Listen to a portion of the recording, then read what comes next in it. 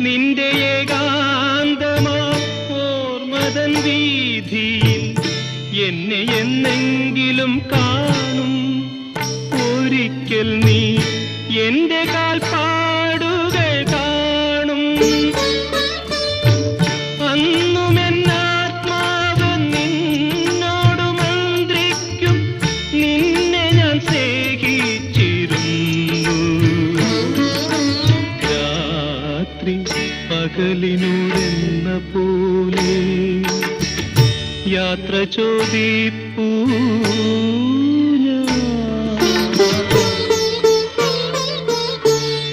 സന്യാസിനി നിൻ പുണ്യാശ്രമത്തിൽ ഞാൻ സന്ധ്യാപുഷ്പവുമായി വന്നു.